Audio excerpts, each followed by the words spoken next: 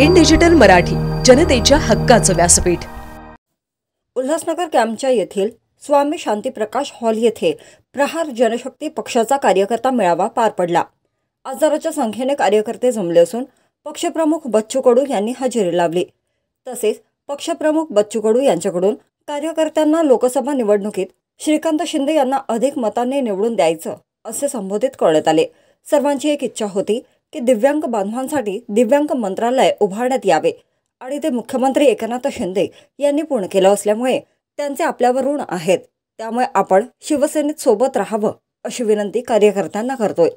माझ्यावर भरपूर गुन्हे दाखल असले तरी ते सर्वसामान्यांसाठी लढलं म्हणून आहेत, गुंडागर्दी केली म्हणून गुन्हे दाखल नाही। भ्रष्टाचार अधिकाऱ्यांविरोधात पक्षाच्या वतीने ठाणे जिल्ह्यात अनेक वेळा उपोषण तसेच आंदोलन करण्यात आले, मात्र अधिकाऱ्यांवर राजकीय नेत्यांचा आशीर्वाद असल्यामुळे त्यांच्यावर कार्यवाही होत नाही। मात्र निवडणूक झाल्यानंतर मी स्वतः उपोषणाला येऊन बसलोय, मग बघू सरकार कसं या भ्रष्टाचार अधिकाऱ्यांवर कारवाई करत नाही।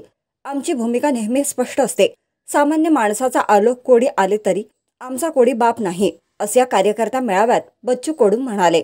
त्यांनी दिव्यांग मंत्रालय उभं केलं, सगळ्यांची इच्छा होती त्याचे गुन्हा आपल्यावर आहे त्याचा पूर्तता आपण केली पाहिजे आणि म्हणून शिंदे साहेबांना घेतलेला मोठा निर्णय त्यावेळेचा तो आमच्या डोक्यात आहे, दुसरं काही नाहीये। तेवढं मात्र आम्ही डोक्यात ठेवून काम करतो आहे आणि मग सगळ्यांना विनंती करतोय का दिव्यांग मंत्रालय दिलं म्हणून सोबत राहावं, दुसरं काही नाही।